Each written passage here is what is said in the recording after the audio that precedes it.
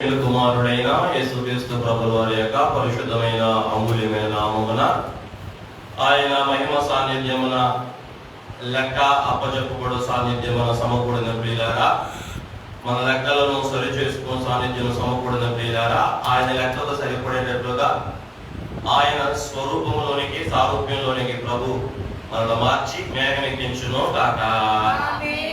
ఆమేన్. అందరికీ మన ప్రాణప్రియుడు పెండు కుమారుడైన యేసుక్రీస్తు ప్రభుల వారి పరిశుద్ధమైన నామములో మరణాత.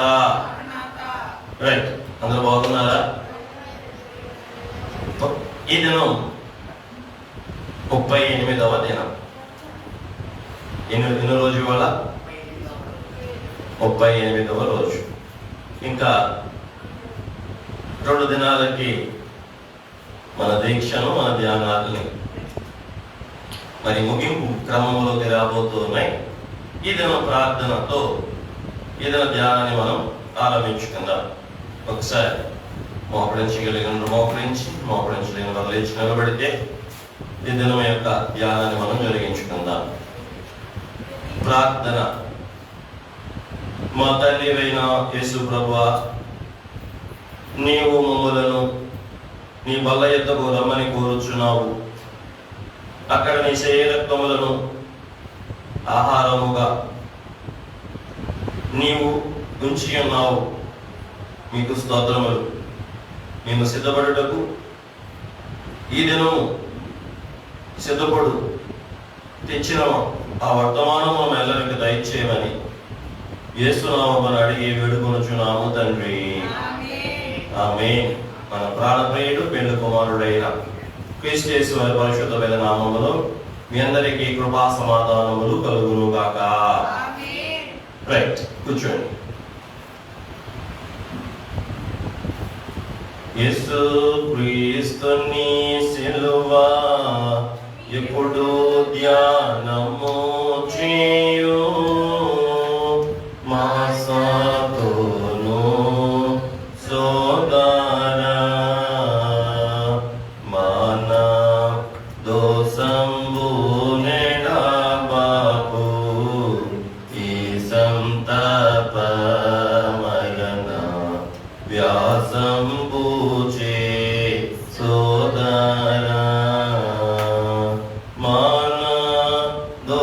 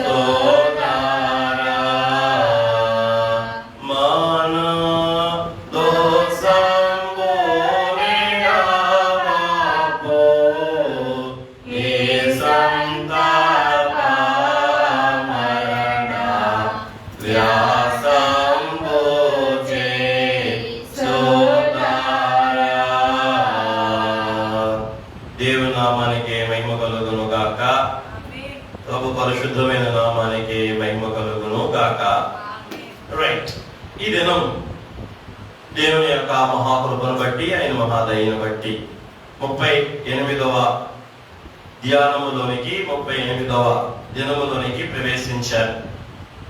38వ అధ్యాయాన్ని ఈరోజు మనం ధ్యానం చేసుకుందాం. నిన్న మనం చెప్పుకున్న పాఠములో 3 మాటలు జ్ఞాపకం చేసుకున్నాం. ఏంటి అబ్బా 3 మాటలు? ప్రత్యక్షపరచబడిన, పని పూర్తి చేయబడిన, ప్రతిష్ఠించబడిన అనే 3 పదాలు చెప్పుకొని ఆ పదాలకి చివరి వస్తువులను పెట్టుకోమన్నాం. అవునా? అలాగే ఇవాళ అధ్యాయంలో కూడా అంతే. ఇవాళ అధ్యాయంలో కూడా నిన్న అధ్యాయమేమో ప్రత్యక్షపు గుడారం యొక్క అంతరంగ భాగం, గర్భాలయం పనులు పూర్తయ్యాయి అన్న. ఎన్ని వస్తువులు? 1 మందసము, దానిపైన కరుణాపీఠము, తర్వాత సన్నిధి రొట్టెల బల్ల, ఆ తర్వాత బంగారు దీప వృక్షము, ఆ తర్వాత బంగారు ధూపవేదిక, అభిషేక తైలము, పరిమళ ధూపద్రవ్యముల సంహారము. ఇవి తయారు చేయబడటం పూర్తయింది నిన్న. ఈరోజు ఆవరణములో ఉన్న భాగం, ఈ 38వ అధ్యాయంలో ఆవరణములో ఉన్న వస్తువులు యొక్క తయారీ పూర్తవుతూ ఉంది. ఒకసారి ఈ అధ్యాయం యొక్క విభజన మనం చూసుకుని ఆ తదుపరి వివరణలోనికి వెళ్దాం. 38వ అధ్యాయము ప్రారంభం నుంచి 7 వచనాలు మనం చూస్తే ఇక్కడ తుమ్మకరతో చేయబడిన బలిపీఠము, దానిపైన ఇత్తడితో తొడిగినటువంటి బలిపీఠము. మొత్తంగా నీకు చెప్పాలంటే ఇత్తడి దహన బలిపీఠము తయారు చేయబడిన విషయాలు రాయబడ్డాయి. పూర్తి చేయబడిన ఇత్తడి దహన బలిపీఠము, పూర్తి చేయబడిన ఇత్తడి దహన బలిపీఠము. మొదటి 7 వచనాలు. ఆ తర్వాత ఒకే ఒక వచనం ఇక్కడ ఇత్తడి గంగాళము, దాని యొక్క పీట తయారీ చెప్పబడింది. ఇత్తడి గంగాళము, దాని కింద పీట, అంటే దాన్ని నిలపడానికి కుదురుగా పీట చేశారు. ఇత్తడి గంగాళము అంటారు. ఓకే, 2వ ఉపకరణం ఇది. ఇక తర్వాత 9వ వచనం నుండి 20వ వచనం వరకు చుట్టూ ఉన్న ఆవరణం యొక్క ప్రాకారము తయారు చేయబడింది. అంటే ఫెన్స్ ఆఫ్ ద టాబర్నకల్, ఆవరణం, ఆవరణానికి చుట్టూ ఉండే ప్రహరీ, అంటే ప్రత్యక్షపు గుడారానికి ప్రహరీ గోడ, ఫెన్స్ అంటారు. ఫెన్స్, ప్రహరీ, ప్రహరీ తయారీ.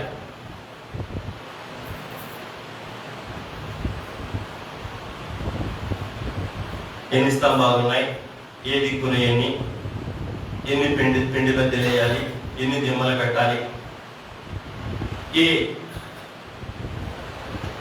దారంతో చేయబడాలి, అన్ని విషయాలు ఇక్కడ పూర్తి చేసి పడింది. ఇది పూర్తి చేయబడిన విషయం. ఎక్కడి నుంచి ఎక్కడ దాకా? అది. ఇక 21వ వచనము నుండి 21వ వచనము నుండి ప్రతిష్ఠించబడిన లేదా పోగు చేయబడిన అర్పణల యొక్క లెక్క. ప్రతిష్ఠించబడిన లేక పోగు చేయబడిన అర్పణల యొక్క లెక్కకు నియమించబడిన మనిషి. ఎవరో మనిషి కాదు, కాదు, ఈతామారు. దేవుడు గొప్పవాడు. చూడండి, బెసలేలు, అహోలియాబు గొప్ప గొప్ప వాళ్ళు ఉన్నారు. కాలేబు ఉన్నాడు, యెహోషువ ఉన్నాడు, అసలు మోషేనే ఉన్నాడు, తమ్ముడు అన్న అహరోను ఉన్నాడు. ఈ గొప్ప గొప్ప వాళ్ళు ఎంతమంది ఉన్నా లెక్క పెట్టే భాగ్యం మటుకు వీళ్ళెవరికి ఇవ్వాల. అహరోను కుమారుడైన ఈతామారుకి ఇచ్చాడు. బహుశా ఈతామారు మంచి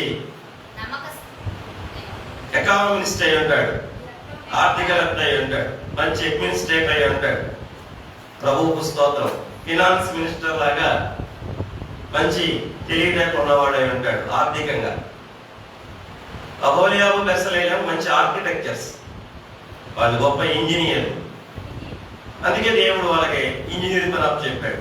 చూసారా, అంతా నేనే అనుకోవటానికి వీల్లేదు. ఎంతో గొప్ప వాళ్ళన్నా దేవుడి పని ఆ గొప్ప గొప్ప వాళ్ళకి ఇవ్వలేదు. ఎవరికి ఇచ్చాడు?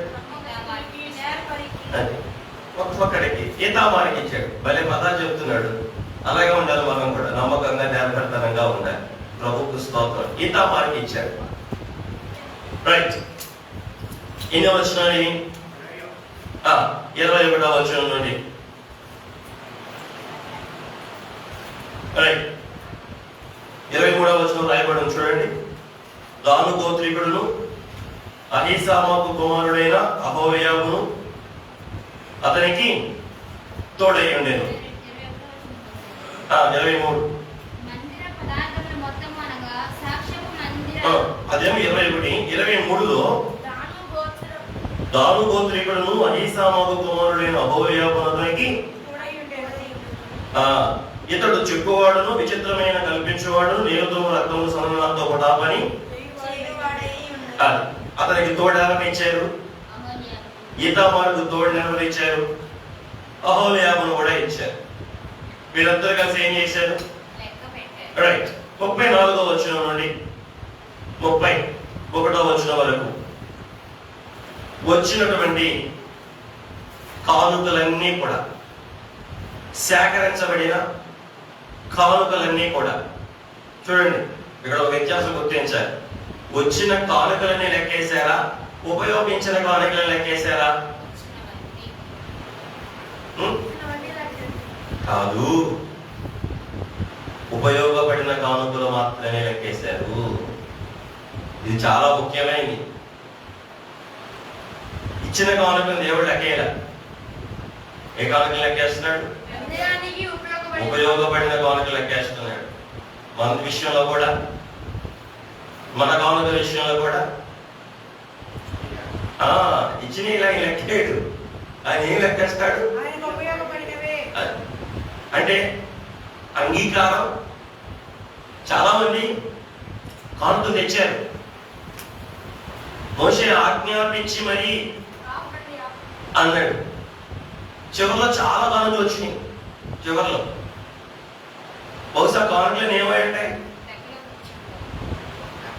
సేవ అంటే మందిర ఉపకరణాలకు పనికిరాలి అవి.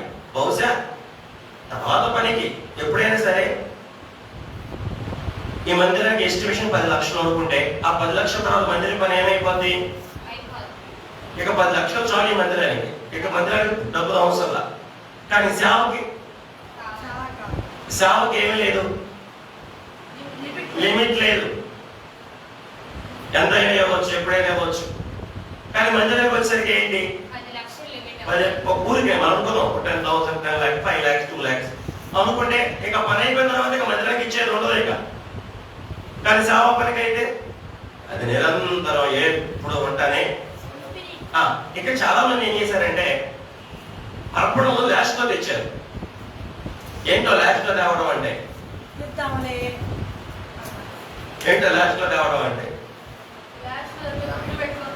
అందరు ఇచ్చినాక వీళ్ళకి ప్రేరేపణ వచ్చింది. అందరు తెచ్చినాక వీళ్ళకి మనసులో రేపబడ్డాయి. అయ్యో నేనేమపోతే ఎట్లా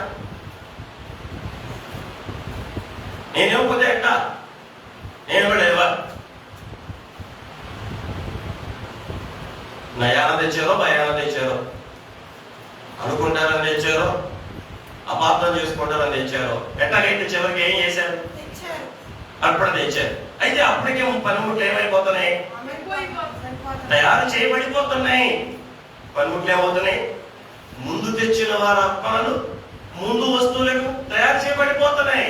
ముందొచ్చిన బంగారం, ముందొచ్చిన వెండి, ముందొచ్చిన ఎత్తడి, ముందొచ్చిన తుమ్మకర్ర, ముందొచ్చిన వస్తువులతో అహోలియాబు బెస్సలేలు మిగిలిన వాళ్ళంతా ఏం చేస్తున్నారు? పని చేసేస్తున్నారు. దేవుడి యొక్క ఏర్పాటు పని జరిగిపోతాం. ఇక చివరికి వచ్చిన అర్పణలు పని ఏంటి? లాస్ట్కి వచ్చిన అర్పణలు పని ఏంటి? అలాగే కుట్టబడుతుంది అంతే. లెక్కలోకి ఏమొచ్చాయి అంటే చురుకుతనం కలిగి, ఉత్సాహం కలిగి, సంతోషం కలిగి, ప్రేరేపణ కలిగి, రేపబడి, అంగీకారం కలిగి, ప్రభు అలా లిస్ట్ పెట్టగానే, లిస్ట్ పెట్టాడా? లిస్ట్. నిర్గమాకాండం 25వ అధ్యాయంలో దేవుడు ఏం పెట్టాడు? ఒక లిస్ట్ పెట్టాడు. ఆ తర్వాత మళ్ళా 36వ అధ్యాయంలో మళ్ళా ఏం పెట్టాడు? మళ్ళా ఒక లిస్ట్ పెట్టాడు. ఏం లిస్ట్? ప్రత్యక్షపు గుడారానికి ఇది కావాలి అని లిస్ట్ పెట్టినప్పుడు ఎవరికి నచ్చిన వాళ్ళు ఏం చేశారు?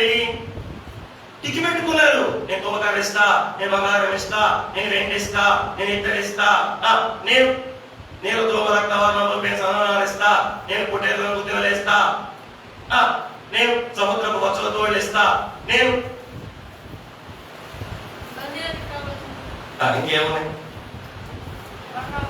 లేత పచ్చలు ఇస్తా, రత్నాలు ఇస్తా అని ఎవరి దగ్గర ఉన్న వాళ్ళు ఏం చేసేసారు? ఏం టిక్కిలు పెట్టేశారు. ఇల్లు ఇప్పుడు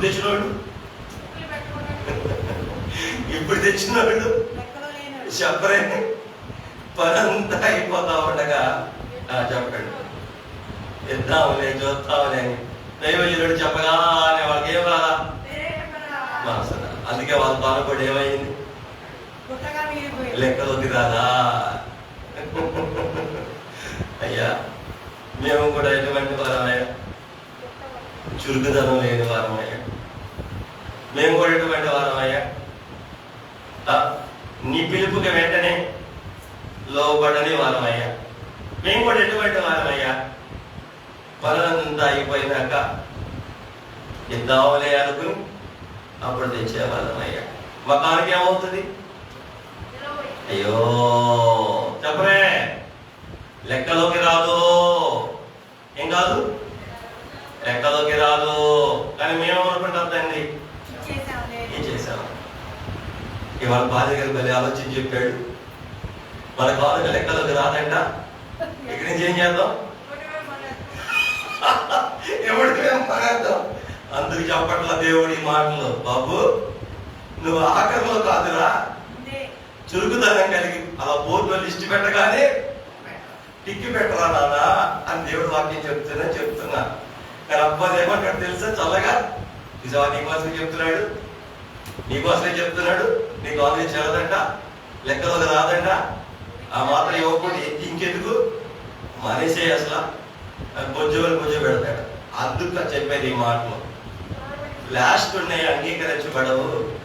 వస్తువు తయారు చేయడానికి ఉపయోగపడలేదు కాబట్టి అది లెక్కలోకి రాలా.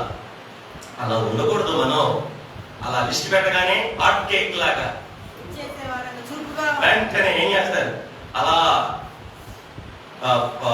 దాన్ని ఏమంటారు? ఫోన్ల మీద దాన్ని ఏమంటారు? ఆన్లైన్ లో కొత్త ఫోన్ రాగానే ఏం చేస్తారు? అందరికి ఎవరికాళ్ళు tick tick tick tick tick tick అరగంటలు ఏమైపోతాయి? మొత్తం సేల్స్ కంప్లీట్ అయిపోయి కొత్త ఫోన్లు నిల్లు అయిపోతాయి. అట్లాగే రేపు తైలాభిషేక పండగ అనగానే లిస్ట్ ఏమవ్వాలి? దేవాలయం అనగానే ఏమవ్వాలి? అందరు ఇచ్చినాక, అంతా వచ్చినాక, అంతా అయినాక, అందరి తర్వాత అందరికంటే ఇలా ఎక్కువ ఇచ్చిన వాళ్ళు కూడా ఉన్నారు తెలుసా నీకు? ఎవరున్నారు? బాగా తెచ్చిన వాళ్ళు కూడా ఉన్నారు. ఎప్పుడు? లాస్ట్ లో పుట్టలు తెచ్చిన వాళ్ళు కూడా ఉన్నారు. కానీ ముందు వచ్చిన వాళ్ళు తక్కువ తెచ్చిన వాళ్ళు కూడా ఉన్నారు. ఫస్ట్ లేకపోతే తుమ్మకర అన్నిటికంటే తక్కువ కానుక. తుమ్మకర అన్నిటికంటే అంటే అది దేనికైనా ఉపయోగించేది. అంటే దాని భావం ఏంటి? నా దగ్గర ఇదే ఉంది, నేను ఇదే ఇస్తా. తుమ్మకర లక్ష స్వభావం అని. తుమ్మకర స్వభావం ఏంటి? నా దగ్గర ఇదే ఉంది కా, ఇక నేనేం ఇవ్వలేను అని మనసుతో కానుకిస్తారే, ఆ కానుకే కానుక తుమ్మకర్రా. తుమ్మకర్ర ఏంటి? ఏ పనికైనా ఉపయోగపడుతుంది, ఏ పనికైనా. గమనించండి, ఈ బిల్డింగ్ కట్టేటప్పుడు ఇసుక ఏమైంది? అన్ని పనులకు ఉపయోగపడుతుంది. చీపు చెప్పరే, చీపెస్ట్ ఐటమ్ ఏది? ఇసుక. ఫస్ట్ డిగ్గి పెట్టారు దానికి. అన్నిటికంటే కాస్ట్లీ ఐటమ్ ఇదిమంట. మోషే గారు చెప్తున్నారు, ప్రత్యక్ష గుడారంలో కాస్ట్లీ ఐటమ్ బంగారం. దైవత్వానికి గుర్తు. ఇవాళ వాడతారు కోటి అంటే 1 టన్ను బంగారం పట్టింది లెక్క ప్రకారం. ఎన్ని టన్ను? 1 టన్ను అంటే 100 కేజీల బంగారం. లక్ష్మి ఎక్కడ వాడారు? ప్రత్యక్ష గుడారంలో అన్ని సామానులకైనంత బంగారం వేలంత. పురుగు ఎంత అంటే 1 టన్ను అంట. అంటే 1000 కేజీలు బంగారం అంట. ఊహించుకోండి ఎంత అయ్యా, ఎంత ధర లెక్క పట్టగలరా? ఎవరెంత నవర్సా? సుమారు 40 ఉందా, 45 ఉందా? ఎంత నవర్సే? నవర్స అంటే ఎంత? 8 గ్రాములు. 8 గ్రాములే 40. అమ్మా డబ్బే లేదా? నవర్స లేదు లేదు, 10 గ్రాములు చెప్తున్నారు. 10 గ్రాములు ఏమిటారు? 8 గ్రాములు లేదు, 10 గ్రాములు ఏమిటారు? పెరిగిందేమో. లేదు తగ్గింది, మొన్న బడ్జెట్ వచ్చినా తగ్గింది. తగ్గింది, బడ్జెట్కి తగ్గింది, 5,000 తగ్గింది. సరే, దేవుడికి స్తోత్రం. అంటే నేను నాకు అది కాదు, కానీ మీకు విలువ చెప్తున్నా. దేవుని మహిమను చూపించడానికి ఎంత వాడించాడు దేవుడు? టన్ను బంగారాన్ని వాడించాడు. టన్ను బంగారం ఏమి చూపిస్తుంది? దేవుని గొప్పతనాన్ని చూపిస్తుంది. ఇప్పుడు ఆ బంగారం చూసి మనం ఏమంటాం? ఎంత బంగారం అంటాం. మరి దేవుడికి ఎంత గొప్పగా ఉంటాడు? మనం బంగారం దగ్గరకు వచ్చి మన మనసు ఆగిపోద్ది, కానీ అసలు బంగారాన్ని పోలి చూపిస్తున్న దేవుడు ఎంత గొప్పవాడు. తన మహిమను చూపించుకోవడానికి, తన ఔన్నత్యాన్ని చూపించుకోవడానికి, ఆయన దైవత్వాన్ని చూపించుకోవడానికి ఏ లోహాన్ని వాడాడు? బంగారం అనే లోహాన్ని వాడాడు. ఇప్పుడు ఆ బంగారం 1 టన్ను అనగానే 1000 కేజీలు వాడారు. 1 టన్ను వాడారు. ఎట్లా ఉంది? అమ్మో, వాస్తవానికి పెద్ద దేవుడికి లెక్కేం కాదు. ఎందుకంటే భూమి మీద ఉన్న ఖనిజములన్నీ ఎవరవి? అయినవే. దేవుడికి మహిమ కలుగును కాక. వెండైతే 3 టన్నుల 400 కేజీలు వాడారు. ఎన్ని? 3 టన్నులు అంటే 3,400 కేజీలు వాడారు. ఎవరు చూశారుగా? 6,000 జనాభాలో మనిషికి ఎంత ఇవ్వాలి? విమోచన క్రయధనం, ప్రతిష్ఠిత ధనం ఎంత? అర్థం. అర్థమేనా? అర్థం. ప్రతి వాడు 6 లక్షల మంది దగ్గర పోగేస్తే వాళ్ళకి వచ్చిందని తెలుసా? 3 టన్నుల 400 కేజీలు. ఇతడి 2 టన్నుల 400 కేజీలు. ఇతడు ఎంత వచ్చినాయి? 2 టన్నుల అంటే 2,400 కేజీలు. ఇతడి 3,400 కేజీలు వెండి, 1000 కేజీలు బంగారం. ఇవాళ ఈతామారు లెక్క పెట్టగా లెక్కల్లో తేలిన లెక్కలి. దేవుడికి మహిమ కలుగును గాక. ముగింపులకు వచ్చేసామా? అయిపోయిందా? జయం అయిపోయిందా? కాబట్టి ఆ లెక్క ఎందుకు పెడుతున్నాడు దేవుడు? గుర్తుపెట్టుకోండి. మనని కూడా దేవుడు ఏం చేస్తాడు? అదిగా రాశారు, లెక్క వలన దేవునికి మహిమ. చెప్పండి అసలు మీ నోడదా? లెక్క వలన దేవునికి మహిమ. లెక్క వలన దేవునికి మహిమ. కొంతమంది తుమ్మకర తెచ్చారు. అది అన్నిటికీ వాడబడే కదా. ఆ స్వభావం ఎలాంటిదంటే, నా దగ్గర ఏ ఉన్నాయా తీసుకో, ఇక నా దగ్గర ఏమి లే, ఇక చీప్. అది దేవుడు ఏమి చీప్ అనల్లా, నేను అంటున్నా కానీ దేవుడు ఏమల్లా. దేవుడు ఏం చేశాడు? స్వాగతించాడు, తీసుకున్నాడు. ఆ తర్వాత బంగారం ఇచ్చాడు, శ్రేష్టమైన సమర్పణ కలిగి అల్లాడించు అర్పణగా బంగారాన్ని కూడా ఏం చేశారు? దేవుడికి అర్పించారు. ఏం మనసు ఉన్నది? దేవునికి శ్రేష్ఠ. ఎప్పుడు దేవుడు ఏం కోరుకుంటాడు? The best. ఆ లిస్ట్ పెట్టగానే దేవుడి దగ్గర నేను లెక్కలో ఫస్ట్ ఉండాలి అనుకున్నవాడు దేనికి పెట్టాడు? అన్నిటికని ఎక్కువ దానికి పెట్టాడు. ఉదాహరణకి మన ఎదురుగా లిస్ట్ పెట్టాడు అనుకో, మనం దేనికి పెడతాం? ఎత్తుకుని ఎత్తుకుని ఎత్తుకుని తుమ్మకరికి పెడతావా? దేనికి పెడతా? అబ్బో దేవుడికి భయం కలుగును కాక. రైట్, అక్కడ 10 లిస్టులు పెట్టి, విలువైనవి పెట్టి, విలువ తక్కువ పెట్టి, ఈ లిస్టులో నీకు దీంట్లో దేవుడు ఏమి ఇవ్వాలనుకున్నాడో కోరుకో అంటే దేవుడికి పెడతారు. ఇదే లిస్ట్ దేవుడు మీకు ఇస్తున్నాడు. ఇవాళ నీకేం కావాలో తీసుకోవాలి బిడ్డ అని దేవుడు పెట్టాడు లిస్ట్. దేనికి దిక్కు పెట్టుకుంటారు? అదే లిస్ట్ నాకేమన్నా దేవుడు పెడితే అయ్యా మేము చెప్పలేకపోయినా మా మనసు అదేనయ్యా, మమ్మల్ని క్షమించు అయ్యా, మమ్మల్ని నిజంగా మరణించయ్యా, నీకు తగినట్టుగా. అంటే లేకపోతే ఎక్కడి నుంచి ఇస్తావు?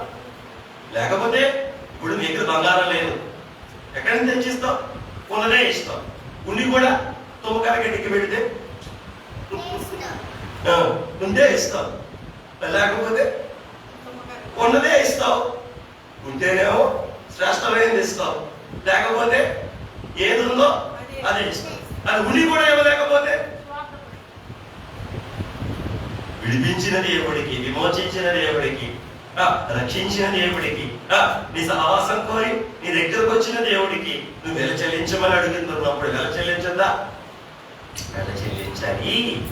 మనం ఏదైనా లిస్ట్ దేవుడు పెడితే ఏ మనసు ఉండాలి మనకి? సున్నితమైన మనసు గలవారు నీలదోమ రక్త వర్ణంలో కలిగిన పేరును సరళనార తెచ్చారు. కొంతమంది ఆడవాళ్ళు తమ చేతులతో ఉడికి, ఇవాళ కూడా కొంతమంది ఆడవాళ్ళు తమ దగ్గర ఉన్న అద్దములతో ఏం చేశారు? గంగాళాన్ని చేశారు. ఒక విషయం చెప్తా, అన్ని వస్తువులకి దేవుడు పాకు చెప్పాడు, లెక్క చెప్పాడు, దేంతో చేయాలో కూడా. కానీ ప్రత్యక్షత అయితే వచ్చింది, కానీ అది ఎలా చేయాలో చెప్పని ఒకే ఒక వస్తువు, అది గంగాళం. గంగాళాన్ని ఎలా చేయాలో, ఎంత బాగు చేయాలో, ఎంత వెడల్పు చేయాలో, ఎవరు చేయాలో, దేంతో చేయాలో, ఎవరు ఇవ్వాలో ఏం చెప్పాలి. ప్రభు చెప్పకపోయినా కూడా మనసులో ప్రేరేపణ కలిగి ఆవరణ ద్వారము దగ్గర పనిచేయించు అన్న స్త్రీ అయిన వాడు ఏం చేశారు? మేమిస్తాం, మేము తెస్తాం, మేము చేస్తాం అని చెప్పి ఏం చేశారు? దేవుడు చెప్పకపోయినా, నువ్వు చెప్పండి, చెప్పితే ఇచ్చిన వారు గొప్ప, చెప్పకుండా ఇచ్చిన వారు గొప్ప. చిన్నపిల్లలకి అది అర్థమైంది. చెప్తే ఇచ్చిన, లిస్ట్ పెడితే మేము ఇస్తామయ్యా. నువ్వు లిస్ట్ పెట్టలేదుగా, కానీ ఎదురుగా ఏముంది? అవసరంతో ఉంది, పని ఉంది. ఎదురుగా ఏం అవసరంతో ఉంది, ఏం పని ఉంది? గంగాళం పని ఉంది.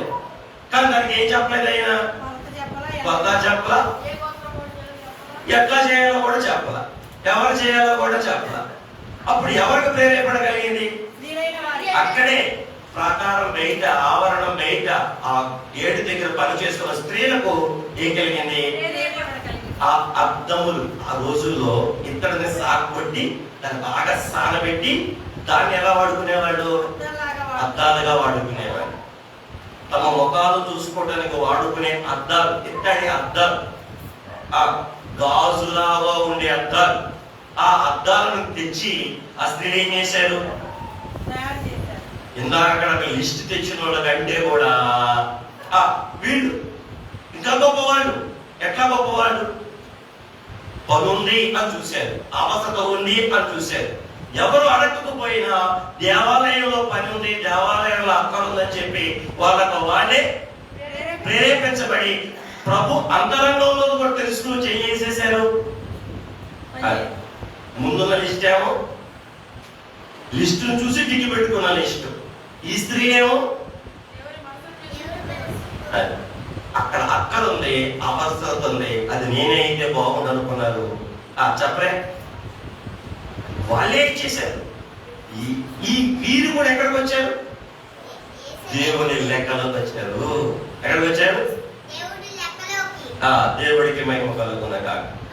దేవుడు లిస్టు పెడితే టిక్ పెట్టిన వాళ్ళు ఒక లెక్క, దేవుడు లిస్టులో పెట్టకపోయినా సరే ఆ అవసరాన్ని చూసి మరి ప్రేరేపించబడి తమ దగ్గర ఉన్న అద్దములు తెచ్చి వారే ఏం చేసేసారు? గదాలమును తయారు చేసేసారు. అవసరం ఉంది అక్కడ, దేవుడి మందిరంలో అవసరం ఉంది. చూడలేదా? ఎట్ట చూస్తున్నారు వాళ్ళు? పని చేస్తున్నారు బయట. ఆ పనిలో ఏం కనపడింది? ఇంకా అక్కడ కనపడింది. మీరు గమనించండి. 5 రొట్టెలు 2 చిన్న చేపలు ఉన్నాయా? ఆ బాలుడికి ఎవరిచ్చారు? మన అమ్మ ఇచ్చింది. ఈ బాలుడు ఏం చేశాడు? నా దగ్గర ఉంటే ఏముంది, ప్రభువుకి ఇస్తే అందరి ఆకలి తీరిద్ది అని చెప్పి ఆ బాబు ఏం చేశాడు? ఆ 5 రొట్టెలు తీసుకెళ్లి ప్రభు చేతిలో పెట్టాడు. ఈ స్త్రీలు కూడా ఏం చేశారు? సాగబట్టబడి పాలిష్ చేయబడిన అద్దాలుగా ఉపయోగించుకుని వారి ఇళ్లలో ఉండే ఈ ఎత్తడి అద్దములను తెచ్చి ఏం చేసేసారు? ఎవరు చెప్పకపోయినా, ప్రభువు చెప్పకపోయినా, ప్రభువు ప్రత్యక్షతలో ఉంది. కానీ ఏం లేదు, ప్రత్యక్షతలో ఉంది కానీ చెప్పినప్పుడు దాని వివరాలు చెప్పలేదు. అయినా కానీ తెలుసుకుని మరి ఏం చేశారు? అయ్యా మేము ఏ వరుసలో ఉండాలి? ఏ వరుసలో? మొదటి వరుసలో, రెండో వరుసలో? మొదటి వరుస ఏమో లిస్ట్ పెడితే టిక్కి పెట్టే వరుస. రెండో వరుస ఏమో వరుసలో లేకపోయినా ఏ వరుసలో ఉండాలి? అయ్యా మేము రెండో వరుసలో ఉండాలి. మీరు రెండో వరుసలో ఉండాలంటే కనీసం ఫస్ట్ వరుసలో కన్నా రావాలిగా. ఫస్ట్ వరుసలో రావడం అంటే ఏంటి? లిస్ట్ పెట్టగానే ఫస్ట్ టిక్ పెట్టడం, మరి లాస్ట్ టిక్ పెట్టిన ఏంటి అబ్బాయం? లాస్ట్ టిక్ పెడితే ఏంటి అబ్బాయం? ఏమైపోతుంది? తెచ్చారు, పని అయిపోయింది. తెచ్చారండి, సమృద్ధిగా తెచ్చారు, చేతులు నిండా తెచ్చారు, శ్రేష్టమైన బంగారమే తెచ్చారు. కానీ ఇక్కడ మనసు ఏమైంది?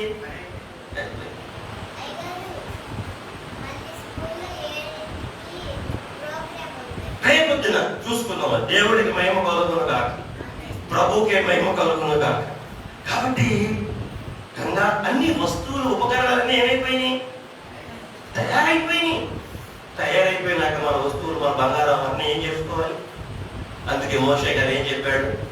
బాబు ఎక్కువైపోయిన పనికి ఇక మీరు ఎవరు తేవద్దు, తెచ్చినవి కొట్టాయి చేసి తీసుకెళ్ళిపోండి. లెక్కలో పడిన కారణాన ఇది బహుమానం ఏమైంది? అంతే. మనం ఏం చేయాలి? ప్రియంగా ఎప్పుడు పెట్టాలి దిక్కు? దేవుడు దృష్టి పెట్టగానే, మందిరంలో అవసరత అనగానే, అది దేవాలయ పని అనగానే, పండగ అనగానే మనం టిక్కు పెట్టేసి దేవాన్ని టిక్కు పెట్టాను నెరవేర్పుల సహాయం చేయాలి. అడిగితే వాక్యం విప్పుతాడు, మనసులో అంగీకారం ఇస్తాడు, ఆత్మలో ప్రేరేపడిస్తాడు, హృదయ మనసులో రేపుతాడు, కావలసింది మనకిస్తాడు, దేవుడికి ఇవ్వడానికి సమకూరుస్తాడు. అంతేనా? మనకేం మనసు ఉండాలి? మొట్టమొదటి టిక్కు పెట్టే మనసు ఉండాలి.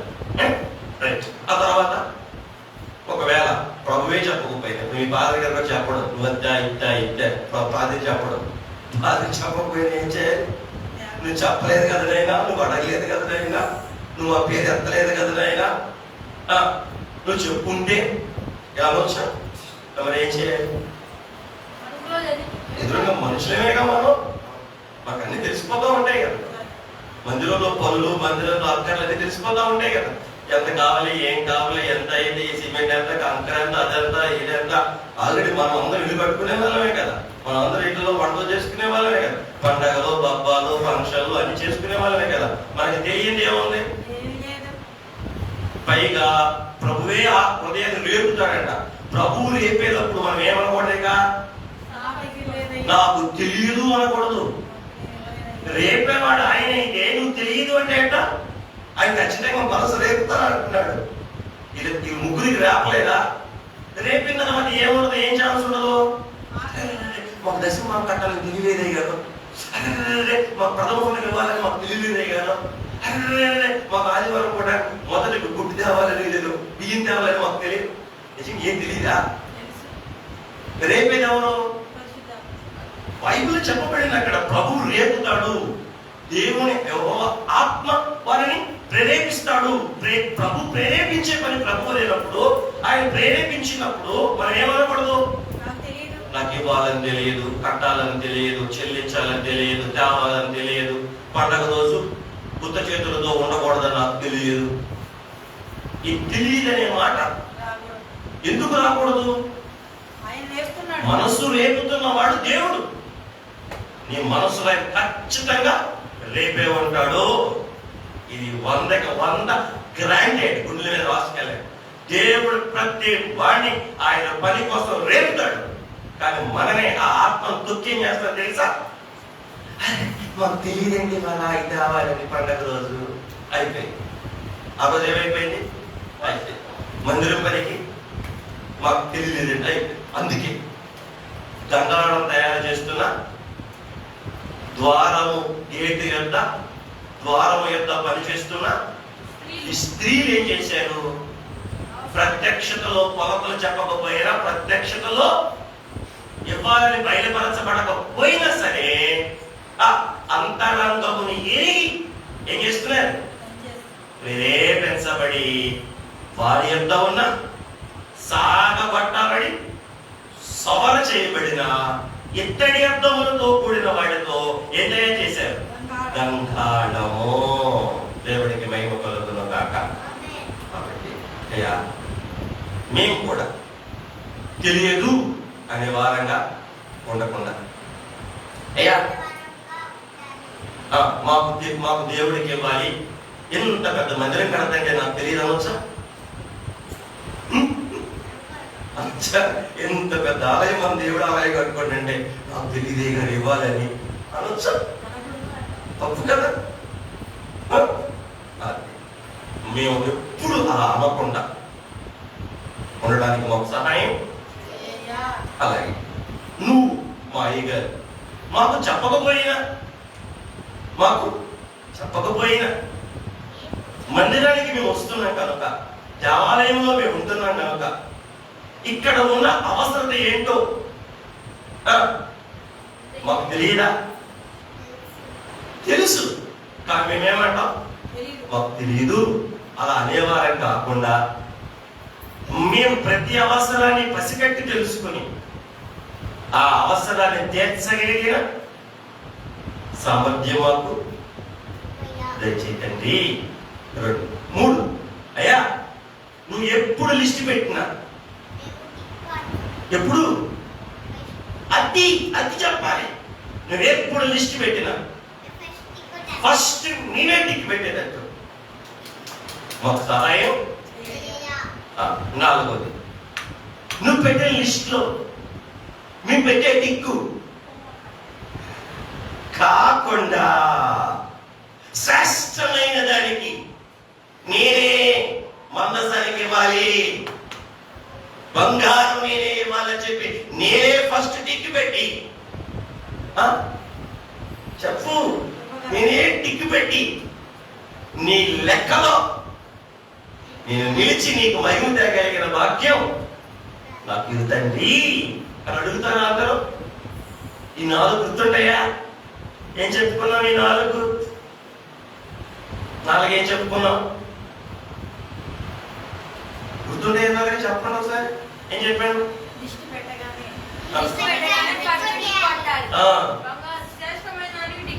2 మూడోది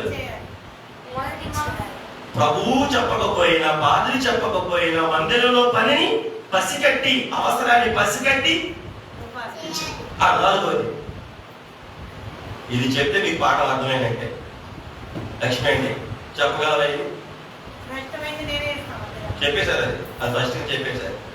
4 చెప్తే చెప్పేశారు, మరి ఆ దాడి వచ్చేసారు. 4 చెప్పగలరా? వాళ్ళకి చెప్పగలరా? 4వది నాకు తెలియదు,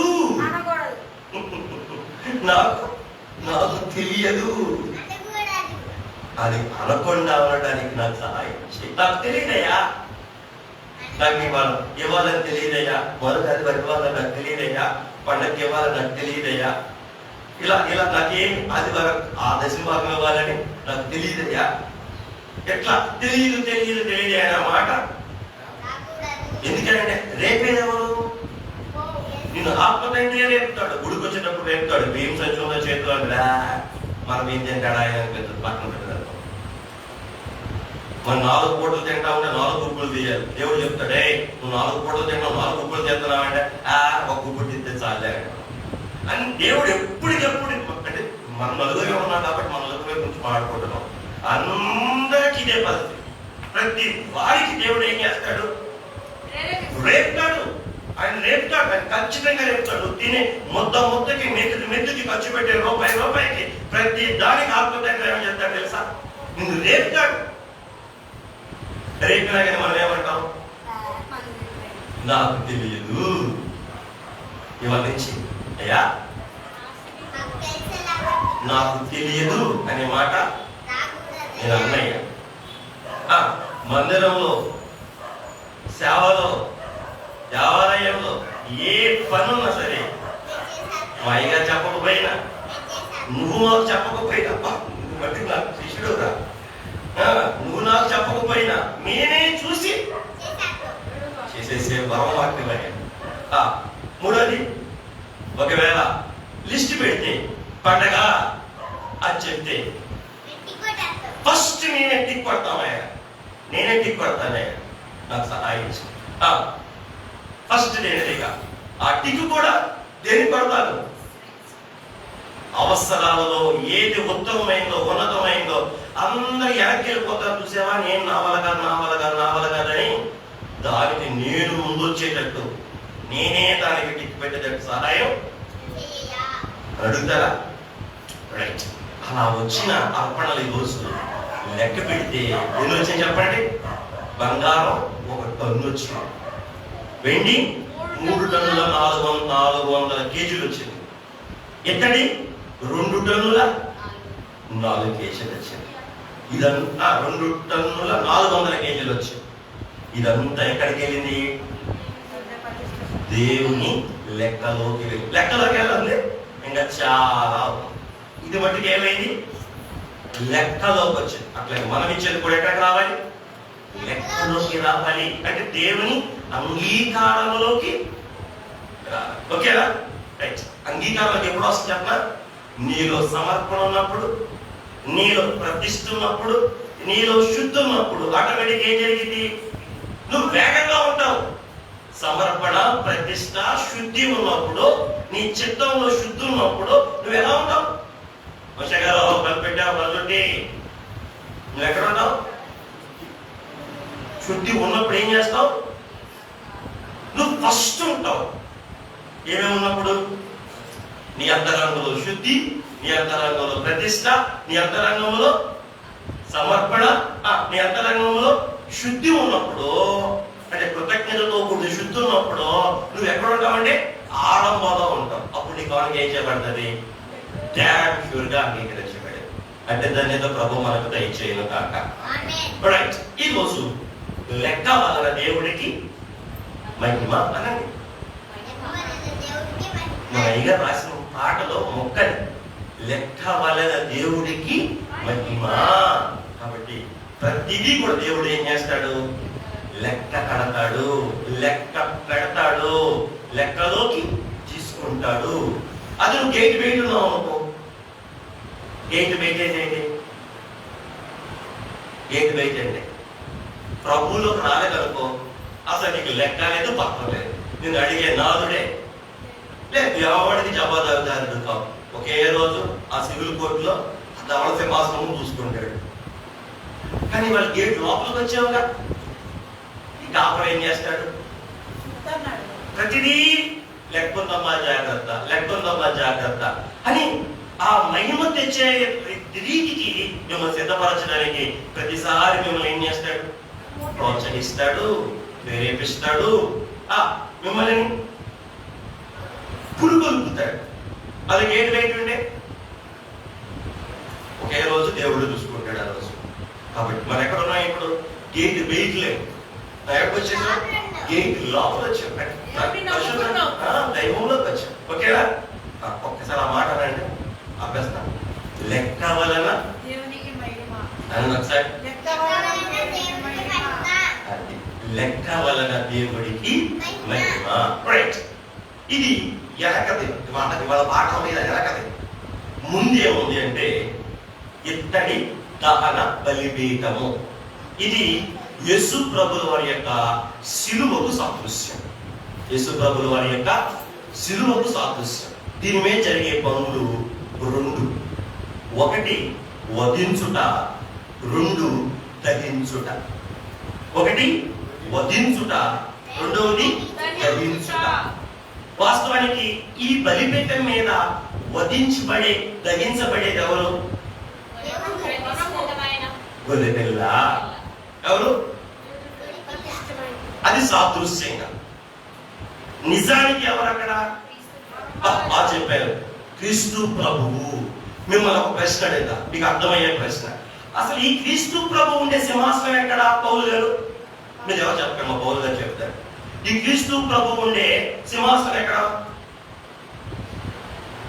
ఎక్కడ? ఈ ప్రత్యక్ష గుడారంలో ఈయన ఉండే సింహాసనం ఎక్కడ? అతి పరిశుద్ధ స్థలం. నేను చెప్పుకున్నామే, మందసం మీద కరుణాపీఠం. అక్కడ ఉంటాడు దేవుడు. అక్కడ మహిమలో ఉండే దేవుడు ఎక్కడికి వచ్చి వధించబడుతున్నాడు? ఎక్కడికి వచ్చి గ్రహించబడుతున్నాడు? అతి పరిశుద్ధ స్థలంలో ఉండవలసిన దేవుడు ఆ ఆవరణంలో ఉన్న బలిపీఠం మీదకి వచ్చి ఏమవుతున్నాడు? వధించబడుతున్నాడు, దహించబడతా ఉన్నాడు. అయ్యా, ఇలా మహిమలో ఉన్న మీరు మావనే ఆ వధించబడటానికి కారణం ఎవరు? మనమే. మన అతిక్రమమే, మన అవిధేయతే, మన లెక్కలేని జీవితమే. అందుకే లెక్కలేని జీవితాన్ని బట్టి మనకి లెక్క కావడానికి, లెక్క కలిగిన వారిగా మార్చడానికి ఎక్కడున్న దేవుడు ఎక్కడికి వచ్చేసాడు? బలిపీఠ సింహాసనం మీద ఉండవలసిన దేవుడు ఆవరణంలో ఉన్న దహన బలిపీఠం మీదకు వచ్చి ఏం చేయబడుతున్నాడు? వధించబడి దహించబడుతా ఉన్నాడు. అయ్యా, నీ ప్రేమ మేము ఏమి వర్ణించగలం? మేము ఏమి వివరించగలం? అంతేనా? ప్రేమ కాకపోతే మరేం చెప్పండి? సింహాసనం మీద సుఖంగా ఉండవలసిన ప్రభు మాడిపోవటానికి, బూడిదైపోవటానికి ఎక్కడికి వచ్చేస్తున్నాడు? దహన బలిపీఠం మీదకి వచ్చేస్తున్నాడు. ఇత్తడి అనగా తీర్పుకు సాదృశ్యం. అగ్ని దేవుని కోపానికి సాదృశ్యం. ఈ ఇత్తడి బలిపీఠం మీద ఆ అగ్నిలో ఈ గొర్రెపిల్ల ఏమైంది? దహించబడింది, కాల్చబడుతుంది. ఇది దేనికి సూచన చెప్పాను? యేసు ప్రభుల వారి యొక్క శిలువ వేటకు సూచన. పాపి తన పాపములకు ప్రాయశ్చిత్తం చేసుకోవాలంటే భూమి మీద ఎప్పుడైనా కానీ ఆవరణ గేటు దాటి ఎక్కడికి రావాలి తెలుసా? ఫస్ట్ రావాల్సింది ఈ శిలువ దగ్గరికే. అది ఎవరైనా కానీ ఏ భేదం లేదు. మనుషులందరూ పాపం చేసి మహిమను కోల్పోయారు. తిరిగి ఆ మహిమను పొందుకోవడానికి ఆ మనిషి చేరవలసిన చోటు ఇత్తడి దహన బలిపీఠము. ఈ ఇత్తడి దహన బలిపీఠం దగ్గరకు వచ్చినప్పుడే ఆ వస్తువు వస్తే ఏం తెచ్చుకోవాలి? మోషేకులు, పౌరంకులు, ప్రజలు ఆయన వస్తే ఏం తెచ్చుకోవాలి తెలుసా? పాత నిబంధనలో ఒక గొర్రె పొట్టేలు తెచ్చుకోవాలి. నువ్వు తప్పు చేసావా? నీకు తప్పు చేశాను నువ్వు అనిపిస్తే వెంటనే ఉన్నవాడమైతే కొరుకొట్టేది, లేనివాడమైతే ఓ కొవ్వ కొవ్వ ఓ కొవ్వ కొవ్వ అంటే పౌర ఉన్నవాడికేమో ఉన్నట్టు తెచ్చుకుంటాడు, లేనివాడేమో కొవ్వ తెచ్చుకుంటాడు. ఇంకా లేనివాడైతే నైవేద్యం తెచ్చుకుంటాడు. నైవేద్యంలో అంటే మళ్ళీ అంత లోతుకి వెళ్ళినా కానీ మీరు అర్థం తగ్గించలేదు. ఊరికినే వచ్చింది కాబట్టి చెప్తా. నైవేద్యంలో ఏముంటది? పొట్టేల్లో ఏముంటది? కొవ్వు, ఫ్యాట్. గింజల్లో ఫ్యాట్ పడతా లక్ష్మి, గింజల్లో నూనె పడతా, నూనె మనం తినే గింజల్లో నువ్వు ఏ గింజ తీసుకోవాలి, సన్ఫ్లవరా, బియ్యం నుంచి కూడా నీకు తీస్తారు కదా, ఓపు నుంచి కూడా తీస్తారు నువ్వు. దాంట్లో ఉంటది ఏది? ఫ్యాట్, ఆయిల్ ఉంటుంది. అది శ్రేష్టమైంది, అది దేవుడు తీసుకుంటాడు. ఇందులో కూడా శ్రేష్టమైంది, అది ఇంపైన సువాసనగా ఆయన ఆహ్లాదిస్తాడని మనం యాజకుల అభిషేకం గురించి చెప్పుకున్నప్పుడు నేర్చుకున్నాం. అవును, నైవేద్యంలో కూడా అదే కొవ్వు, నెయ్యి, ఫ్యాట్. దేవుడికి మహిమ కలుగును కాక. ఆ పాపి ఏం చేస్తాడంటే వస్తూ ఒక గురిను, ఒక మేకను, ఒక పువ్వను, ఒక పౌరు పిల్లను, ఆ పాపాన్ని బట్టి పాపం యొక్క లెక్కలు బట్టి రకరకాల పాపాలు ఉంటాయి, ఏరియా కార్డులో ఉంటాయి. ఇది ఏ రకానికి, ఏ పాపానికి ఏ కొవ్వు కావాలో, ఏ పొట్టేలు కావాలో. కాస్ట్లీ పాపాలు ఉన్నాయి, చీప్ పాపాలు ఉన్నాయి. కాస్ట్లీ పాపాలకి పరిహారం చెల్లించాలంటే లక్షలు అయింది ఈరోజు. అన్ని ఉన్నాయి. లేదా కాడ మీరు చదివితే అక్కడ కొమ్ములు తిరిగిన పొట్టేలు కావాలంటాడు. ఉన్నవాడు చేస్తే ఒక రీతిలో బలం, లేనోడు చేస్తే ఒక అధికారి చేస్తే ఒక విధమైన, అంటే ఏం లేదు. ఈ రోజు కూడా సామాన్యుడు తప్పు చేస్తే ఒక రకమైన శిక్ష, పోలీస్ చేస్తే ఒక రకమైన శిక్ష, ఎమ్మెల్యే చేస్తే ఒక రకమైన శిక్ష. అలాగే దేవుడు కూడా ఈ ధర్మశాస్త్ర శిక్షా స్మృతిలో ప్రతి పాపానికి ఏం చేశాడు? ఆయన లెక్క కట్టి ఆ పరిహారానికి వారు ఏం చేసుకోవాలంటే, ఎక్కడికి రావాలి పరిహారం అవ్వాలంటే ఈ ఇత్తడి దహన బలిపీఠం దగ్గరికి రావాలి. దీని మీద 5 బలు ఇస్తారు. 5 బలు: సమాధాన బలి, దహన బలి, నైవేద్య బలి. చెప్పేది క్రమమే. మొదటిది సమాధాన బలి, 2 నైవేద్య బలి, దహన బలి, 3 నైవేద్య బలి, 4 పాప పరిహారార్థ బలి, 5 అపరాధ పాప పరిహారార్థ బలి. మొత్తం పంచబలులు అంటారు. అవి పంచగాయాలకు, ప్రభు పంచగాయాలకు సూచన. ఈ బలిపీఠం మీద ఇచ్చే పంచబలులు. ఆ పంచబలులు దేనికి సాదృశ్యంగా ఉన్నాయి? ప్రభు యేసుక్రీస్తు వారి యొక్క పంచగాయాలకు సాదృశ్యంగా ఉన్నాయి. ఇప్పుడు ఇక్కడికి వచ్చినప్పుడు ఆ గొర్రెను వధించి, దహన బలి అయితే మొత్తం కాల్చేస్తారు, ఏముంచదు. దాంట్లోనే ఉంది దహన బలి. దహనం అంటే మొత్తం పూర్తి చేస్తారు. పాపానికి అదేంటి? శిక్ష. పాపం యొక్క జీతం యేసు ప్రభుల వారు కూడా మనందరి కోసం ఏమైపోయాడు? ఆ శిలువ మీద మన కొరకు తండ్రి చేత కాల్చబడ్డాడు. మన పాపానికి పరిహారంగా ఆయన శిలువ మీద ఏమయ్యారు? అందుకే ఈ బలిపీఠం ఎవరు చూపిస్తుంది? యేసు ప్రభువును చూపిస్తుంది. ఈ ఇత్తడి బలిపీఠం ఏం చూపిస్తుంది? ఆయన మన పాపానికి పొందిన తీర్పును చూపిస్తుంది. ఆయన మన పాపాలకు అనుభవించిన శిక్షను చూపిస్తుంది. అట్లాగే ఆ బలిపీఠం దగ్గరికి వెళ్తే మనకేముంది? పాప క్షమాపణ కూడా చూపిస్తుంది. ఆ బలిపీఠం దగ్గరికి రాగానే యాజకుడు ఏం చేస్తాడంటే ఆ గొర్రె పొట్టేల మీద 2 చేతులు పెడతాడు. ఆ చేతులు దేనికి సాదృశ్యం అంటే ఈ పాపి యొక్క పాపం ఆ గొర్రె పొట్టేల మీదకు బదిలీ చేస్తారు. అప్పుడు ఈ దేవుడు విధించాడు. ఏంటైనా కట్టుకథలా ఉందంటారేమో. ఈ ఐడియా ఎవరిది? నా ఐడియా కాదు. ఇది దేవుడు చెప్పాడు. దేనికి? ఓ మనిషి పరిశుద్ధులు అవ్వడానికి పాత నిబంధనలో దేవుడు ఏర్పాటు చేసిన ఈ బలి విధానంలో ఇది దేవుని ఆలోచన. ఇది ఛాయ. నిజం ఎక్కడుంది? యేసు ప్రభువులో ఉంది. అందుకే పేతురు పత్రికలో ఏమంటాడు? మీ పితృ పారంపర్యమైన పెద్ద ప్రవర్తనను విడిచిపెట్టండి. ఎందుకంటే ఎడ్ల ఎక్కయు కోడల ఎక్కయు వాటి వలన మనకి ఏమీ కూడా ఈరోజు మీరు విమోచించబడలేదు. మీరు క్రీస్తు ప్రభు యొక్క అమూల్యమైన రక్తము చేత విడిపించబడ్డారు అంటే దేవుడికి మహిమ కలుగును గాక. కాబట్టి ఇది అంతా కూడా దేని చూపిస్తుంది? ఇది నీడ. ఈ బలిపీఠం నీడ, దాని మీద బలులు నీడ, యాజకుడు నీడ. మరి వాస్తవం ఎవరు? యేసుక్రీస్తు ప్రభువు. వాస్తవం ఎవరు? ఈ మనిషి తెచ్చిన గొర్రె పొట్టేలను బట్టి, ఈ గొర్రె పెట్టెలు దాని మీద ఉదయించడాన్ని బట్టి ఈ మనిషి ఏమవుతున్నాడు? క్షమించబడుతున్నాడు. దేవుడు కోపం ఏమవుతుంది? నా మీద చల్లార్చబడతా ఉంది. కోపం దేని మీదకి వెళ్తుంది? ఆ బలి పశువు మీదకి వెళ్తుంది. అందుకే ఆ బలి పశువుని ఏం చేస్తున్నాడు? బలిపీఠ మీద తగ్గిస్తున్నారు. ఇప్పుడు చూసి నేను చేయాలి, ఆ బలిపీఠ మీద ఉండాల్సింది నేను, నాకు బదులుగా. కాబట్టి ఇక నేను రేపు నుంచి ఏం చేయకూడదు అన్న పశ్చాత్తాపంలో పుట్టాను. ఆ రోజుల్లో మనకు పుట్టిందో లేదో కానీ ఈ రోజు మాత్రం మనకు పుట్టాలి. యేసయ్య శిలువ చెప్పిందంటే మనుషు కుమారుడు పైకెత్తబడినప్పుడు మీరు ఏమైనా కామెంట్ చేయాలి అని ప్రభు వాళ్ళు అడుగుతాడు. వాళ్ళు ఏం మాట్లాడరు. ప్రభు యోహాను సువార్త 6వ అధ్యాయంలో చెప్తాడు, ఈ శరీరము కేవలం నిష్ప్రయోజనమైనది, ఆత్మయే జీవింపచేయును అని మీరు అనాలి. దేని చూసి? బలిని చూసి. దేని చూసి? నా యజ్ఞాన్ని చూసి. దేని చూసి? నేను పైకెత్తబడిన స్థితిని చూసి. దేని చూసి? నేను వేలాడుతున్న స్థితిని చూసి. దేని చూసి? నేను దహించబడుతున్న స్థితిని చూసి మీరు ఏమైనా కామెంట్ చేయాలి? ఈ శరీరము కేవలం నిష్ప్రయోజనమైనది, ఆత్మయే. ఈ శరీరం కొరకే నువ్వేమవుతున్నావు? చచ్చిపోతున్నావు. కాబట్టి వాటి నుంచి నేను శరీర కోరికలు పందెం వేసావనేనా?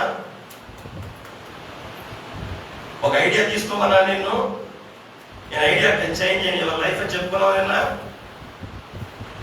పేతురు దిగాడు నీళ్ళల్లో, నేను దిగుతాను ఆయన. వేసావా పందెం? 7 గంటలకు వచ్చాడు ఆయన, నేను 5 నిమిషాలు తక్కువ 7 గంటలకు వస్తాను ఆయన. పందెం వేసావా? 5 నిమిషాలు తక్కువ 8 గంటలకు వచ్చాడు. రివర్స్ వచ్చింది పందెం. 5 నిమిషాల ముందు రాబట్టే అయిపోటాక 5 నిమిషాల ముందు వచ్చింది. అంతేనా? క్షమించిన ఆయన. రేపు ఇదే సమయం కృపాకాలం. గేట్లు వేసే టైం వస్తుందని ఏదో ఒక వాక్యం చెప్పాను. దేని గురించి చెప్తాను? ప్రత్యక్ష గుడారం యొక్క ఆవరణం యొక్క గేటు చెప్పడానికి వచ్చాను. ద్వారం గురించి చెప్పేటప్పుడు చెప్పాను. గేటు మూసివేసి తీయని రోజు వచ్చింది. ఆ రోజు నాకు ఎట్లాగా అలవాటు పడ్డావు అనుకోండి, ఎవరు మనం తప్పించలేరు. కాబట్టి ఈ మాటలు వింటున్న మనం ఏమనాలి? ఇప్పుడు ఈ బలిపీఠాన్ని చూసి మనం ఏమనాలి? ఇప్పుడు అయ్యా ఈ శరీరం కేవలం ఇక నేను దీనికోసం బ్రతకనయ్యా, దీన్ని సంతోష పెట్టడం కోసం నేను బ్రతకనయ్యా. ఎందుకంటే దీన్ని సంతోష పెట్టుకున్నాను కాబట్టి మందసం మీద మహిమలో ఉండాల్సింది నేను ఎక్కడికి వచ్చేస్తావు? ఇత్తడి బలిపీఠ మీదకి వచ్చి వధించబడి దహించబడతా ఉన్నావు. దేన్ని బట్టి? నా శరీరాన్ని ప్రేమించి నా శరీరానుసారమైన జీవితాన్ని నేను జీవించడానికి అలవాటు పడిపోవటాన్ని బట్టి, లెక్కలేని తనముగా నా బ్రతుకుని నేను బ్రతకటాన్ని బట్టి, మందసం మీద మహిమలో ఎవరు సమీపింపరాని తేజస్సులో నీవు మాత్రమే అమరత్వాన్ని అనుభవిస్తూ ఉండవలసిన నీవు ఎక్కడికి వచ్చేసావు? మానవ మాతృడై మానవుల మధ్యలోనికి మట్టి దేహాన్ని అనగా మాంసయుక్తమైన దేహంలోకి వచ్చేసి ఒకరకు ఏమైపోతున్నావు? కలవరి సిలువలో బలైపోతున్నావు. కనుక ఈ రోజు నుంచి నేనేం చేయను? నేను బలిపీఠ మీద వచ్చాను, నేను కూడా ఎక్కడికి వచ్చేస్తాను? నీవు మహిమలో ఉన్నగాడికి ఇవాళ నుంచి నేను కూడా వచ్చేస్తాను. నిన్ను నమ్ముకుంటానయ్యా. ఇవాళ నుంచి నేను నా శరీరాన్ని చెప్పరే సంతోషపెట్టను, శరీరం కోరుకున్నదల్లా దానికి ఇవ్వను, దాన్ని ఇష్టం వచ్చినట్టు నేను. ఎందుకంటే నిన్ను మరలా నేను సిలువ అని మనం చెప్పి ఈ దగ్గర ఏం చేశాం? బాప్తిజం తీసుకున్నది ఏం చేశాం? నన్ను క్షమించాయి, నివేదన రక్షకుడివి అన్నారా? ఎప్పుడైతే అన్నారో మన పాపం మూటలన్నీ ఏమయ్యాయి? ఈ బలిపీఠ దగ్గరే పడిపోయాయి. యాత్రికుల ప్రయాణం సినిమా చూసారు ఎప్పుడైనా? చూస్తే చూడండి. ఎప్పుడైనా యాత్రికుని ప్రయాణం చూడండి. నాశనపురం నుండి సియోను పురానికి ప్రయాణం మొదలైతే ఎక్కడికి వచ్చినాక మూట పడిపోయింది. ఆ కలవరి కొండకు వచ్చినాక ఏమైంది? ఇంటి మీద ఉన్న పాపపు మూట అంతా పడిపోయింది. ఎవరికి? యాత్రికుడి. ఆ స్థానం ఏది? ఈ బలిపీఠమే. ఒక బలిపీఠాన్ని చూసి, ఆ బలిపీఠలో వధించబడి వేలాడుతున్న ప్రభువును చూసి, ఈ శరీరం కేవలం నిష్ప్రయోజనమయ్యా, ఇక బ్రతికేది ఆత్మ వల్లేనయ్యా, ఇక దీన్ని సంతోషపెట్టి నేను బద్దాక నేను దీని మీద కాల్సనయ్యా అని తను చూసినప్పుడల్లా ఈ శరీరం నిష్ప్రయోజనమైంచి ఆయన దగ్గరకు వచ్చి ఆయనతో కలిసి రెండో స్టెప్ ఎక్కడికి తెలుసా? కొంచెం ముందుకే దాన్ని దాటగానే వచ్చేది గంగాళము. ఏంటిది? ఈ గంగాళం దేనికి ఉపయోగపడుతుందంటే యాజకుడు తన చేతులు కడుక్కోవటానికి, యాజకుడు తన కాళ్ళు కడుక్కోవటానికి, యాజకుడు తన ముఖాన్ని చూసుకోవటానికి ఉపయోగపడే చక్కని సాధనం గంగాళము. ఈ గంగాళం దేని గుర్తుందండి? ఈరోజు కాళ్ళు కడుక్కోకుండా, అక్కడ శుభ్రం అవ్వకుండా, స్నానం చేయకుండా యాజకుడు లోపలికి వెళ్ళకూడదు. ఇది దేనికి సూచన అంటే బాప్తిస్మమునకు సూచన. దేనికి? మన యాజకుడి గురించి చెప్పేటప్పుడు నేను చెప్పా, బిఏ చదవాలి అన్న. బిఏ అంటే ఏంటి? బోర్న్ అగైన్, తిరిగి జన్మించుట. బాప్తిస్మం, యేసు ప్రభుని రక్షకుడిగా అంగీకరించిన తర్వాత వచ్చే వెంటనే వచ్చే అనుభవం ఏంటంటే బాప్తిస్మం. ఆ అద్దాలున్నాయే, అద్దాలు దేవుడి వాక్యానికి సాదృశ్యం. మన ముఖాన్ని దేవుడి వాక్యపు వెలుగులో చూసుకుని ఎప్పటికప్పుడు మనం సరి చేసుకుంటూ, అందులో నీళ్లు ఉన్నాయి, ఆ నీళ్లు కూడా దేనికి సాదృశ్యం? దేవుని ఆత్మకు సాదృశ్యం, దేవుని వాక్యానికి సాదృశ్యం. మీకు ఒక మాట చెప్పనా? దీనికి కొలతలు లేవు. ఏంటిది? గంగాధరికి నీ ఇష్టం ఎంత పెట్టుకోవచ్చు. అంటే అర్థం ఏంటి? దేవుడి ప్రేమకు, చెప్పండి, దేవుడి ప్రేమకు కొలత లేదు, దేవుని ప్రేమకు హద్దు లేదు. దేవుని ఆత్మకి హద్దు, కొలత. నీకు ఎంత కావాలంటే చెప్పరే, ఎన్ని నీళ్లు కావాలంటే మీ ఇష్టం. అక్కడ దేవుడు లెక్కే పెట్టారు మోషే గారు, పౌలు గారు. ఎన్ని నీళ్లు కావాలంటే చెప్పరే. ఎక్కడ? గంగాళ దగ్గర. నీకెంత, నీ దాహం తీరేదాకా, నువ్వు శుద్ధి అయ్యేదాకా, నువ్వు నింపబడేదాకా, నీకు ప్రోక్షించబడే హృదయం కలిగేదాకా, నీకు నచ్చినంతసేపు ఈ వాక్యాన్ని, దైవాత్మని, దేవుడి ప్రేమ పొందుకోవడానికి దేవుడు మనకి ఏం పెట్టాడు మధ్యలో? ఇత్తడి గంగాళము. అంటే రెండోదండి, అంటే ఆవరణంలో 2 శుద్ధులు ఉన్నాయి. ఒకటి రక్త శుద్ధి, రెండోది నీటి శుద్ధి. ఈ 2 శుద్ధుల ద్వారానే ఎక్కడికి వెళ్ళగలమో తెలుసా? పరిశుద్ధ స్థలము మందిరంలోనికి మనం ప్రవేశించగలం. అక్కడ ఒక తేరటి టైం అయిపోయింది, ఇవాళ ఇక్కడ ముగించుకున్నాం. ఇప్పుడు 3 విషయాలు చెప్పుకున్నాం. తేబడిన కానుకలు, వాటి యొక్క లెక్కలు. రెండవది ఇత్తడి దహన బలిపీఠం. మూడవది ఇత్తడి గంగాళము. ఈ మాటలు ప్రభు మనతో మాట్లాడగా మీకేం అర్థమైందో ఒకసారి గ్రహించుకుని, అయ్యా ఈ రోజు నుంచి మేము ఈ శరీరం కేవలం నిష్ప్రయోజనమైనదని ఎంచి ఆత్మయే జీవింపు చేయను అని విశ్వసించి నీ దగ్గరకు వచ్చి నీ కొరతలేని ఆత్మని, నీ కొరతలేని ప్రేమను, నీ కొరతలేని కృపను మేము అందుకొని ఆస్వాదించి ఆనందించి మాకు తెలియదు అని అనకుండా ఉండగలిగిన స్థితిలోకి తెచ్చి మేఘ వెక్కించమని అడుగుదామా? అట్టి ధన్యత ప్రభు మనలకు దయచేయును గాక.